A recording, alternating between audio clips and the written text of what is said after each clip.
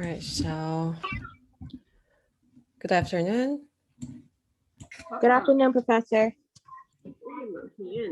So let's see the last, the next chapter, the second chapter in the two-dimensional medium in art, painting. So painting is the practice of applying paint, pigment, color, or other medium to a solid surface. The medium is commonly applied to the base with a brush, but other implements such as knives, sponges, and airbrushes can be used. The final work is also called a painting.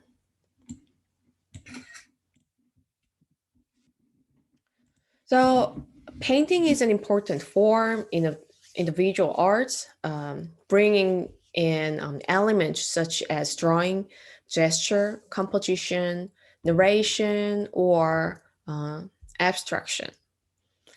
Paintings can be neutralistic and representational, photographic, abstract, narrative, symbolic, emotive, or political in nature. In art, the term painting includes both the act and the result of the action. The support for paintings includes such surfaces as walls, paper, canvas, wood, glass, lacquer, pottery, leaf, copper, and concrete.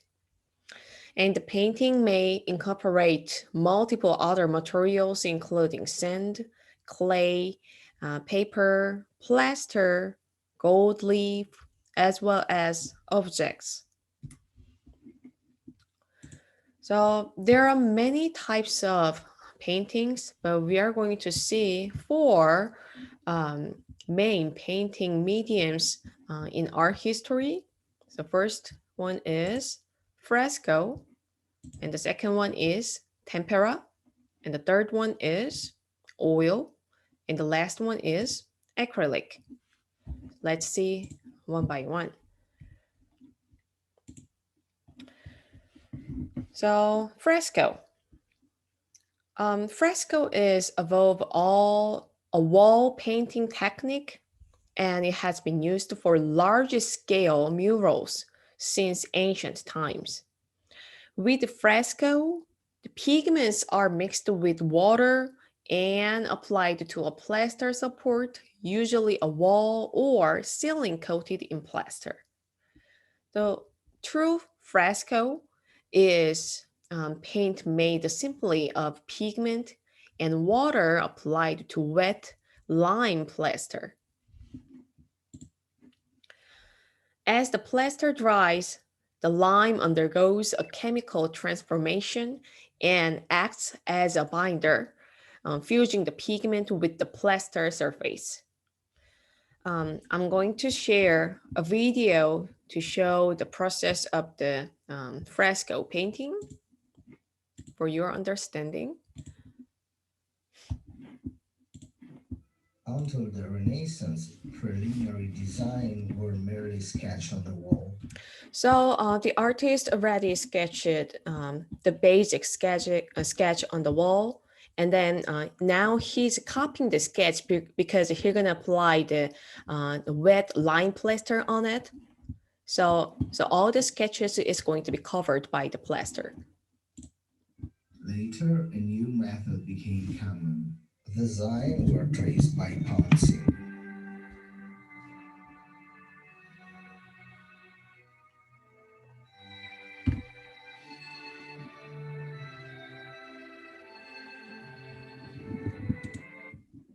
And he's gonna trace the sketch line after apply the plaster.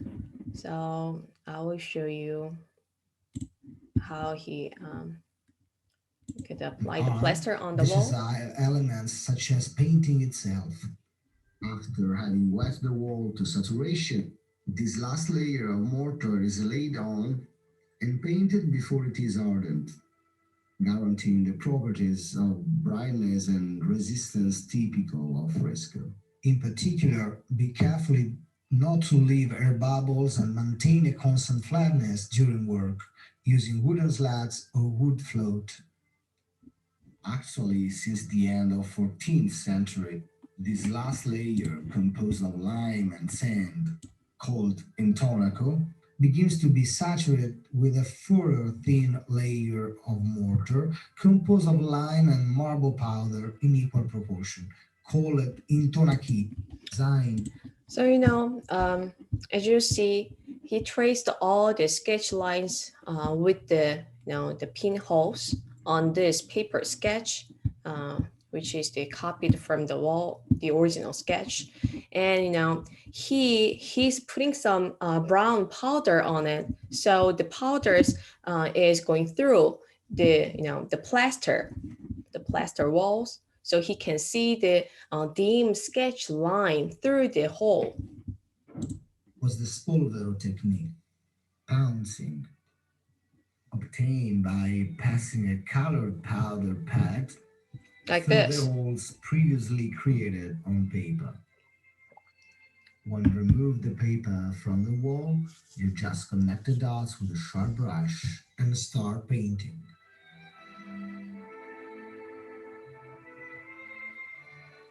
Subsequently, and throughout the Baroque period, this more precise but more laborious method was flanked and then replaced with indirect incision.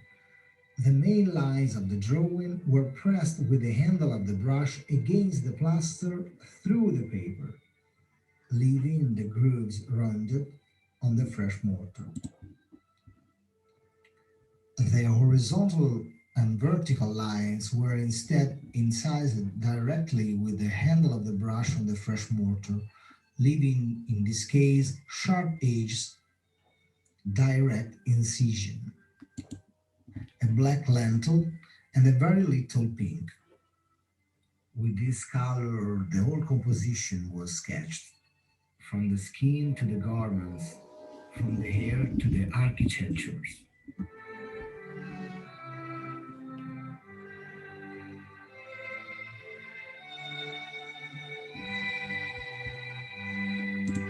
So he can finish the a part of the fresco painting. So the reason why he just covered this part with the plaster is he has to finish this painting before the plaster dries. So that's why he just applied the plaster on a certain section of the wall painting. And then when he finished this part, then he's gonna, apply he's gonna just, go over the same process to do the next parts of the fresco painting. You can see it's like,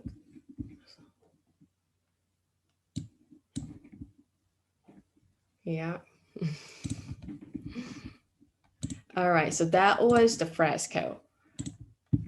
Okay. So as you see, the process is very complicated and it takes so long to finish one piece of work. But once the painting placed in a wall, it lasts almost forever. That's why we can see 500 or 600 years old fresco paintings today. And they are also almost the same as the original quality. So looks familiar with this painting, right? Everyone? So this is one of the Renaissance master Raphael's painting, the School of Athens. And it is a fresco large wall painting in Vatican, in Rome. So see the creation year, it's 1,510 years.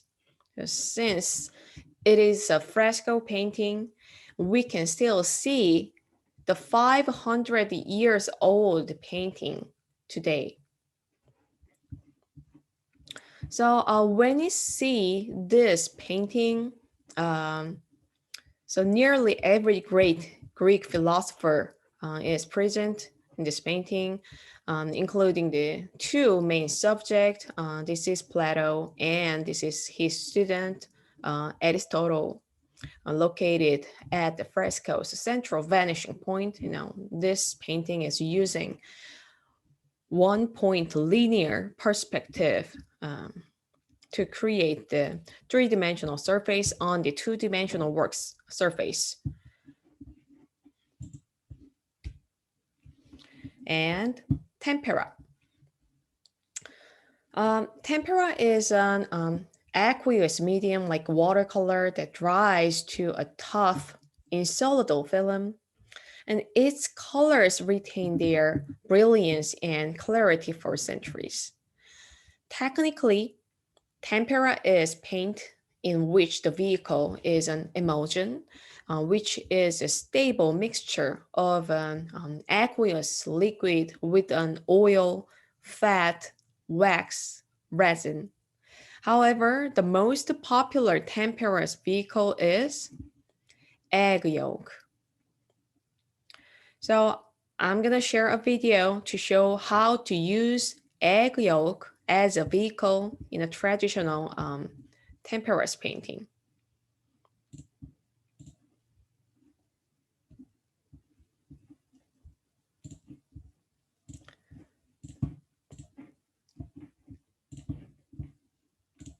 Egg tempera was the principal way of making an image if you were painting on a panel. It's the most archival painting medium. It lasts longer than watercolors, oil paints, anything. All you need is egg yolk, water, and powdered pigment.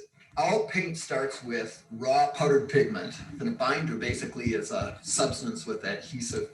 In the traditional art history, the artists, they don't have industrial paint, in the tube, like we use today. So they just use the color powder like this, and they need a vehicle to, stick the powders on their work's surface. So that's why the artists, sought to diverse vehicle. Properties that holds the paint together, and then when it's applied to a surface, the binder then dries and holds the paint on the surface of whatever it is, a panel or canvas, or whatever it is that you're painting. The egg white, we don't use an egg yolk tempera, and then what I want to get into my jar is just the egg yolk. I feel like Julia Child here. Paul Cadmus, he said at this point, it's a fairly viscous, it's the pure egg yolk. He said he would mix in enough water so that it had the consistency of half and half. We can give it a shake.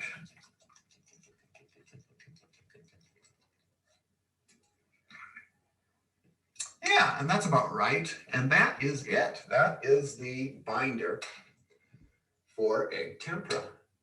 When you mix the egg yolk binder in with the powdered pigment and mix it up, you've got your egg tempera. So this is the way I do it. I will bring a little bit of the dried pigment, and I just dip my palette knife, get a little bit of egg yolk, and that's tempera. Easy as that. Egg tempera goes on in thin strokes. It dries very quickly, within seconds. So you cannot mess around and model and blend the egg tempera. All has to be, it's all hatch marks, one on top of the other. If you look carefully at it, you'll see all these strokes, stroke, stroke, stroke, stroke. Each individual, they're not, if any kind of illusion of soft transitions are because it's very carefully regulated, and by building up these multiple very thin strokes one on top of the other. With egg temperas, you can see this is very flat. It's a very fluid medium. tried to add a glob of egg tempera, it would dry and crack off, it would flake off. Everything has to be built in very delicate layers, and that's what gives George Tooker's paintings that almost opalescent, satiny quality. Because when you're looking at the surface of a tempera painting, and he's doing it very much in the classic Quattrocento style that he was taught, you're kind of staring through several layers until you're kind of staring into the paint surface. And to a certain extent, the white of the board underneath maybe 12 layers of paint is reflecting out through it. So it has this almost gauzy-like opalescence, which I think adds a certain almost surreal quality to whatever it is that you're painting, which appeals to me. Yeah, it's very, Professor, yeah. I'm sorry, I have a question. Would the egg yolk is yellow, so would that play a factor into the coloring, or like how does that work when you're mixing the powder? I was wondering that part, but because I'm a contemporary artist, so I've never used egg yolk for the tempera. But as you saw the video, when you mix the egg yolk binder in the color pigment, it didn't change that much. Yeah, it shows like Okay. the original color. See, we saw the green Okay. color he mixed. Yes, Yeah. that's what I thought. Yes. Okay. Thank you. You're welcome. All right, so as you see, the egg yolk plays a role like the glue to stick the pigment on the artwork surface. And as I said in the video, tempera dries quickly, and so colors cannot be blended easily once they are set down. So please remember the feature of tempera painting. So traditionally, tempera was sewed on a wood panel support prepared with the ground of gesso of mixture of white pigment and glue that sealed the wood and could be sanded and rubbed to a smooth ivory-like finish. And the next painting medium we are going to see is oil. Oil paints consist of pigment compounded with oil. So, we just saw the tempera, the artist used the powder now, and now with the egg yolk, but this time the artist used oil as a binder instead of the egg yolk. So historically, the most commonly used oils have been linseed oil, poppy seed oil, and walnut oil.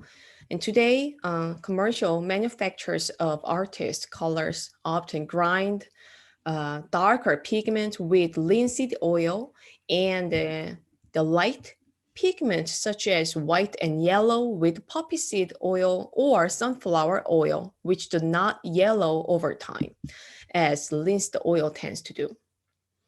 And what all these oils have in common is that they will dry at room temperature, leaving the pigment particles suspended in a transparent film. This is Johannes Vermeer's oil painting, Girl with a Pearl Earring in 1665. And Johannes Vermeer was a Dutch Baroque period painter who specialized in a domestic interior sense of middle class. During his lifetime, he was a moderately successful provincial genre painter. And as you can see, his oil painting technique is excellent. It's super realistic. So all his paintings are mostly oil paintings, and they look like this, very realistic.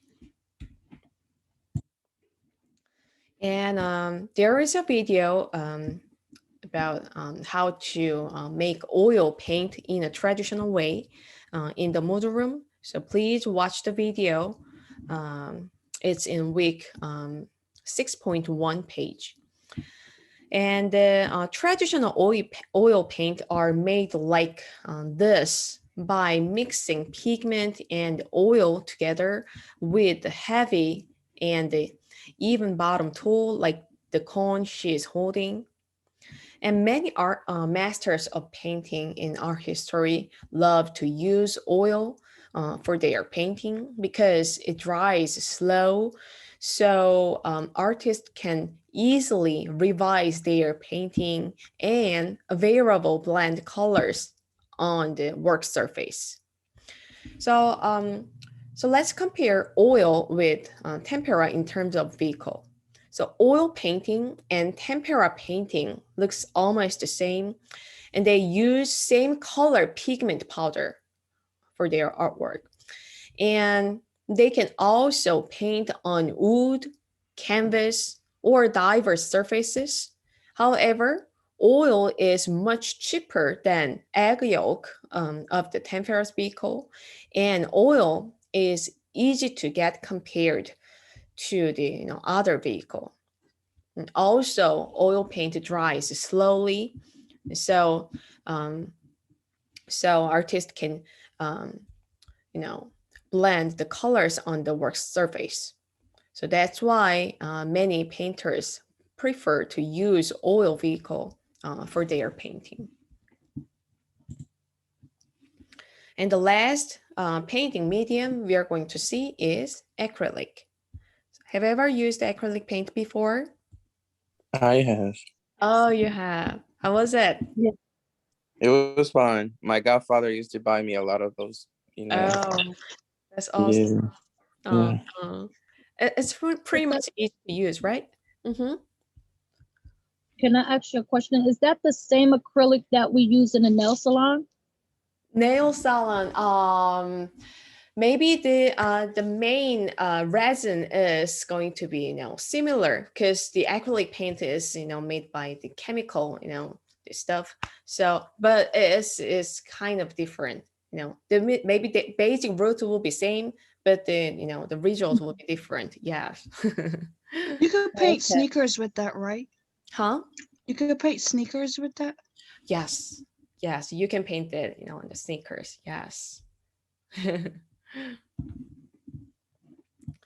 Um, when you use acrylic paint and and if you put some acrylic paint on your clothing by accident, they are not get rid of from your clothing. So yes, definitely you can use acrylic paint on your sneakers. Yes, but there is a the professional the fabric paints. So maybe it will be lasting longer than the acrylic paint, I guess. So the enormous developments in chemistry during the early 20th century had an impact in artist studio. By the 1930s, chemists had learned to make a strong, weatherproof industrial paints using a vehicle of synthetic plastic resins. So these new synthetic artist colors are broadly known as acrylics. The vehicle consists of acrylic resin polymerized through emulsion in water. And as acrylic paint dries, the resin particles coalesce to form a tough, flexible, and waterproof film. So this is the most popular feature of the acrylic paint. So acrylics can mimic the effects of oil paint and watercolor by concentration of water. So many contemporary artists use acrylic because it doesn't need a special binder to use, like egg yolk or oil. They don't need it. They just need the water to use the paint. So it can make oil paint and the watercolor effect by water's concentration. So when you use a small amount of water, then you can make oil paint effect. And when you add lots of water in the acrylic paint, then you can use it like watercolor effects. So like this painting, the artist shows the oil painting effect on the emphasis area and the watercolor effects on the subordination part by using acrylic paint. So that's it for the painting chapter. And we have third sketchbook project today, which is related to the last chapter we learned, not today's chapter, drawing. So, we learned drawing last week and we saw what the collage is. So let's remind what the collage is again. So collage is a technique of art creation, primarily used in the visual arts, by which art result from an assemblage of different forms, thus creating a new whole. A collage may sometimes include magazine and newspaper clippings, ribbons, paint, bits of colors, or handmade papers, portion of other artworks, or text, photographs, and other found objects, almost everything, and glued to a piece of paper or canvas. The origins of collage can be traced back hundreds of years, but this technique made a dramatic reappearance in the early 20th century as an art form of novelty. The term collage was coined by both Georges Braque and Pablo Picasso in the beginning of the 20th century, when collage became a distinctive part of modern art.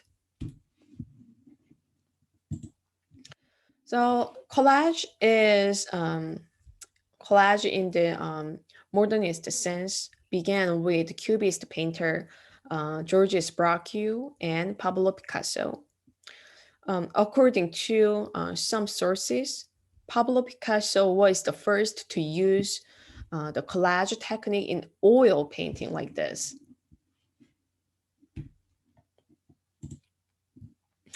And this is another artist example work of collage in painting. And the wood collage is a type that emerged somewhat later than paper collage.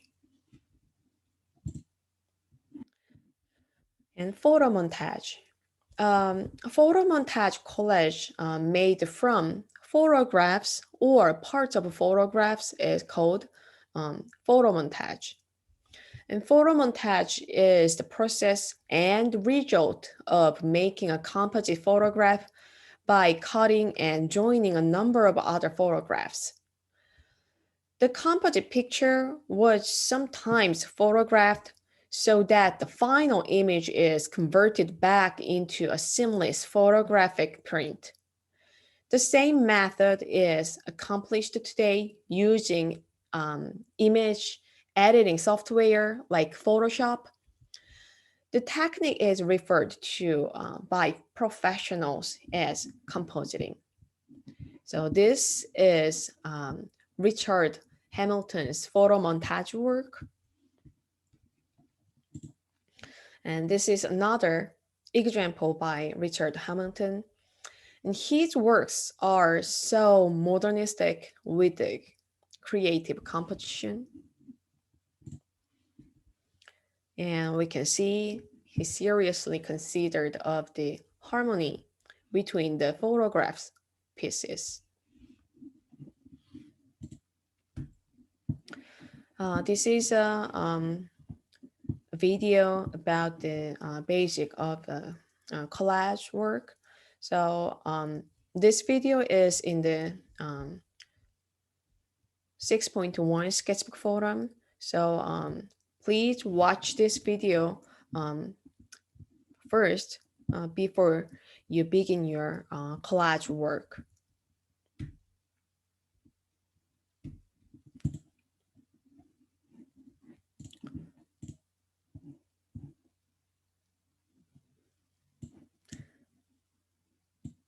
All right, so put there. Yes, you will need a theme or object. Let's see. So for this project, you will need a sketchbook, magazines, newspapers, old books, copy papers, or any useless papers, like grocery stores, advertisement papers, or it can be anything, or the junk mails from your mailbox, or you can use any simple objects for this.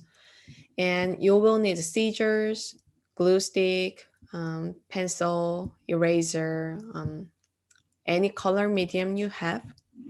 And please choose a simple object or a theme and represent it by collage drawing. So as usual, please write a short description about your work of art when you post the process. Collage art takes a long time from the collection of the papers to the completion of the work. So you can just upload an idea sketch or planning of your collage work. So now let me share examples with simple themes of objects. So this is a mixed media collage work. There is a big chunk of watercolor painting. So this is a you can use a part of your artwork for the collage work like this. And then I can see there are lots of magazine pieces and speckling stuff.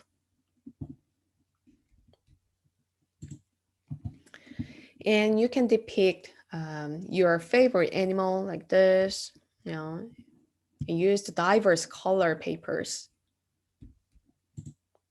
And a rainbow with magazine papers, which is nice. And a dog. And you can mix hand drawing with a collage objects if you want, like this. Now,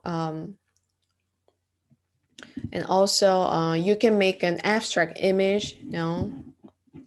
We can see the abstract, the geometrical shapes on the background for this collage work. This is one of the excellent example to mix photographs and the drawing in a collage work. So if you have a trouble to get some papers, then you can just pick an image on the online, and then you can just print it out and cut it out, and then you can just fill the rest of them with your hand drawing like this.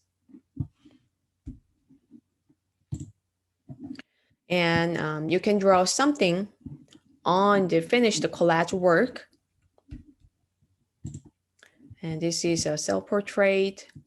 You can do it. And cute birds. And a pair of a heel. Tulips.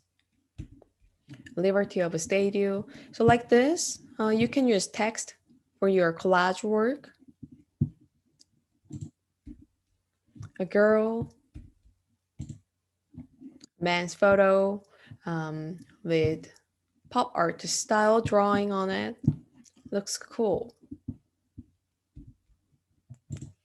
And a chicken.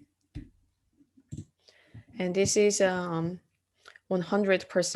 photo montage work. So you can just, consist of the, a part of photos like this, and then you can just, recompositioning to create the photo montage collage like this, and a cupcake, and a cute dog with the watercolor background, and a cup of coffee. Now, as you can see, she used a bit of note-taking papers. You can do it. If you have any usually note-taking papers, then you can just, use it for the collage work. So that's it. As you can see, you can just pick a simple object or a theme and do not make it complicated. It will take a long time. So let me know if you have any questions about this project. Do you have any question? When is it due? The process due is by tonight, and Okay. you're gonna submit the finished collage work, by the end of the course with the other finished artworks. Okay, so please go to Sketchbook 6.1 in week 6. Please post your collage works description when you post the process of your work in this forum. And you should post the process by tonight. And by tomorrow, I need you to reply to your peers. And so when you go to week 6.1 painting page, so you will see the summary of the lecture, and I will post this meeting recording in this page. And then when you scroll down, you will see the fresco video and the tempera video we just watched together. And you will see the oil painting video and the acrylic painting video. So please watch them for your understanding.